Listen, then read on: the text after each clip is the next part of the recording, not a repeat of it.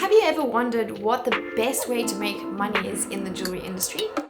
If so, then this video is for you. Make sure you stick around to the end because I'm going to talk about ways that you can get started even if you don't know how to make jewelry yourself yet. I'm going to go over 8 different ways, starting at number 1, which is working as a bench jeweler for another jewelry designer. So say for example, you actually have been making jewelry for a while, you've got the skills, but you don't really have the time and energy to start creating a whole business yourself and doing all the marketing and working on that, then a nice way to dip your toe in and get started can be working as a jeweler for another designer. So this way you'd be creating designs that they have and just having fun working at the bench. So this is a really great opportunity if you really love the making and that's all you want to be doing and you want to get paid just to do that. Or we have number 2, which is commissions. So if you are the kind of person who has so much fun creating new designs and you really love that process and you don't want to be making 50 of the same design, then maybe you could create a whole business around commission work. A really great and fun way to get started with this is wedding rings and wedding engagement rings. So this is also really great because people will always say, oh, I got my wedding rings made from Joanna and she's amazing. And then their friends are getting married, then they might get in touch with you as well. So in this way, it's a really nice way to grow that business through word of mouth. And likewise with a commission as well, it's usually a sentimental piece or a really special piece, and they are going to be excited to talk about it as much as they are to wear it. So that is also another great way for word of mouth to spread and help you build that business. So focusing solely on commissions, and that's your thing. That could be an option for you. We've got number 3, slightly less glamorous, but could still be something maybe you're more interested in, which is repairs. So focusing on repairing other people's jewelry. There are endless people who have jewelry that they don't either like anymore or that is broken and they want to freshen up and wear again, because jewelry is often really a sentimental piece that's been handed down even possibly through generations, and they want to keep that close to them, but then maybe they want a little tweak or a little change and just adjust a little bit. So I've done a lot of this work in the past, to be honest. And yeah, people have been super happy with the new creation. So either taking a pair of earrings and turning it into rings or whatever that is, where you're using the elements so it still looks like the same piece, but you're recreating it into something fresh and new that they can wear. So this can be something that could actually be quite lucrative and fun for you if that is something you really enjoy doing, tinkering with little old pieces and fixing things like that. And then we have number 4, which is one of my favorites, something I've done a lot of in the past, which is actually teaching jewelry. So this could be either beginners, intermediate, or advanced lessons, whatever you enjoy the most and whatever you feel the most comfortable with. You don't feel like you need to have to know everything there is to know just to be able to start doing this. I taught a lot of beginner jewelry lessons only 1 year after I had finished my course, and I absolutely loved it, and I really had fun with that. And you realize how much you've learned because you like, oh yes, you need to explain how to use the saw, like so many things that just come naturally to you now that you know how to make things. But when you started, you're like, oh yeah, how do you hold the saw, how do you put the blade in, how do you cut, all of those things which you just have such a well of knowledge for if you've been making for a little while. So that could be something that is a nice opportunity for you. There are 2 different ways about going about this. So A would be having people come to you, either in your own studio, your atelier, your house, wherever you have your studio set up, and then charging them for a workshop, however long that is, depending on what you're doing, and then you charge them and you get the full money. The full amount for that. Or if you want to just get started and you don't have a massive setup and excess of tools to be able to do that, another way to do that is to offer your services to a jewelry school close by where you live, which is what I did to start off with. So I would teach the beginner lessons at the jewelry studio where I studied after I finished my studies, and that was so much fun. But obviously in that case I got paid an hourly rate.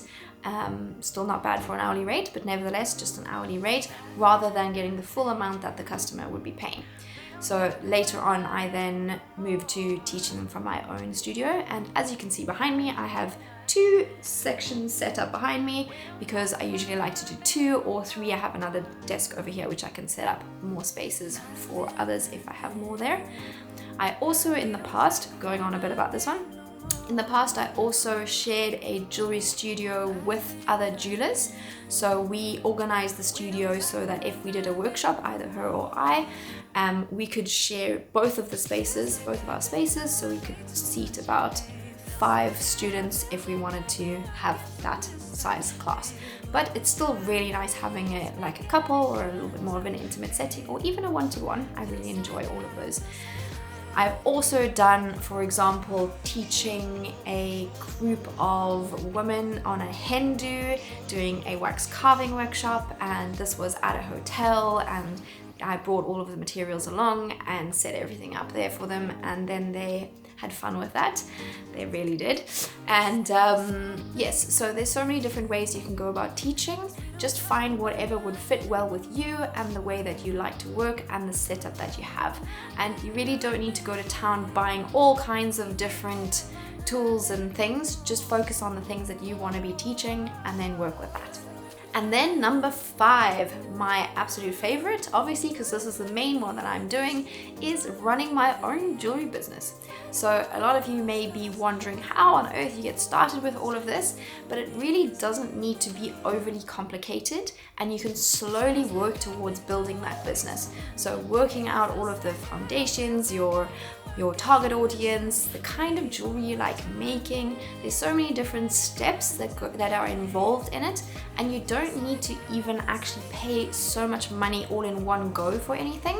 So you can build up your tools slowly, you can build up your skills slowly, you can do a lot of things yourself when you start, and also there's no time frame in terms of you launching next month and you suddenly have to have everything ready then. You can build it up in your own time alongside your other job, because generally when you start, you probably have another job as well, and it's something that you're really curious about. For me, that was the case. I had always been curious about making jewelry.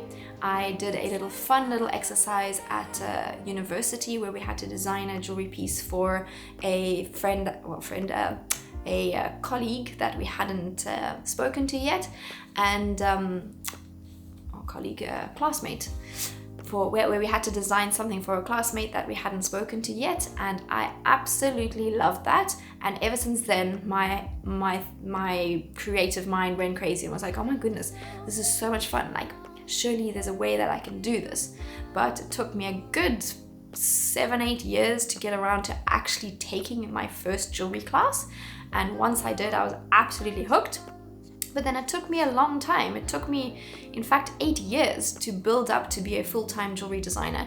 But that's because I took my time with it. I had to figure everything out myself. I had to learn how to do branding. I had to learn how to figure out how you figure out your target audiences. I had to figure out how to do all the marketing. I had to, learn about different platforms and apps and things to use to be able to help me. So it took me a really long time to get there, but I am super happy to say I am now full-time jewelry designer living in Brussels, doing my jewelry full-time. And I actually have a course teaching you how to get set up and started and basically speeding up that whole process for you. If you're interested, I'll drop a link down below if you want to check that out. But that is something that I knew I always wanted to do. So even though I had lots of other jobs along the way in the jewelry industry before I got to that point, I was always learning, always listening, always picking up things. Which leads me on to number 6, which is working as an assistant at a jeweler's. So this way you can get a feel for it, and before you make up your mind completely that this is something you want to do, it's quite a nice way to dip your toe in the water, listen, see, watch how the business is run, get a feel for it. So I did this in 2 different ways for 2 different jewelers. So the one was in my early days while I was still studying. I was an apprentice to a jeweler, so I was there assisting her, but this was for free. So this didn't last for very long because I soon realized that I wasn't going to get to do any making, and I really wanted to do some making, and this meant that I couldn't continue my course because it was overlapping with the days that I should be at my course. So I was basically processing orders, I was counting inventory, preparing, wrapping parcels, going to the post office, just doing those day-to-day running of the business and helping with all of that. But I wasn't getting to do any making, which is something I really wanted to do, so I quit that position. And then later on I got another position working for a very high-end ethical jeweler in Bond Street in London, if you know where that is. And they were really professional, super amazing company, really loved everything that their business stood for. And my role there was to assist people when they arrived, do their ring sizes and process orders as well, in terms of helping them figure out what they wanted. So the company was mainly focused on engagement rings and wedding bands. So I also didn't do any making there, but that was fine because this was on a Saturday and it didn't clash with my days that I wanted to do the course. So this was towards the end of my course as well. And I just learned so much just from being in that environment.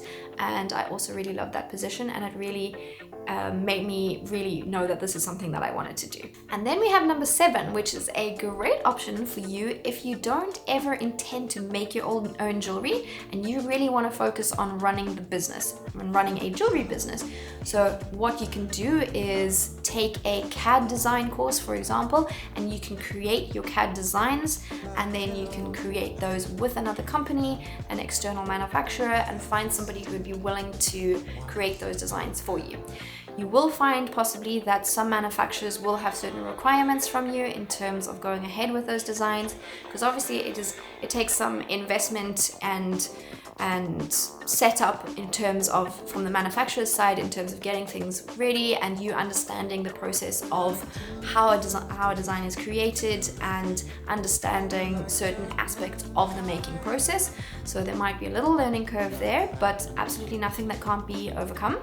And this is maybe an opportunity for you if you really have that business sense and that graphic sense, and you just absolutely want to be in the jewelry industry, but you don't actually have any desire for making. So there are different ways to go about that. And actually in my course, I am speaking with a manufacturer about all of the requirements that she would require from you in terms of getting started and set up with that, so that it's worth her while as well from her side in terms of being able to go ahead with that and investing all of her time into creating those designs for you and not wasting your money, so that you're sure that you're getting the results that you want. So that is a really fun opportunity as well for you as another option. And then we have number 8, which doesn't also involve you having any jewelry making skills, which is working at a jeweler doing some other job. For example, I have a friend, Amy, who works at a jeweler in South Africa. We actually studied together, and she works for the jewelry designer doing their marketing and social media. And those are her skills. She was always super graphic, super visual, really great eye for design. Like I always admired her, and that is really her passion. But she also loves jewelry, but she doesn't need to actually make the jewelry to be working in a jewelry business. So she has that role. She's employed full-time doing that. So this is also for those of you who are running your own jewelry business full-time yourself. So you could be doing something similar where you end up doing the marketing or social media for another company, or you could be doing their promotional videos, whatever it is that your skill set is that could actually potentially be used in the jewelry industry, is also potentially an opportunity for you to try it out, feel it out, and see what you think. Let me know down in the comments which one of these you think is most suited to you and your skill set, and I look forward to having a chat with you there, and I look forward to seeing you next week in another video. Take care, bye!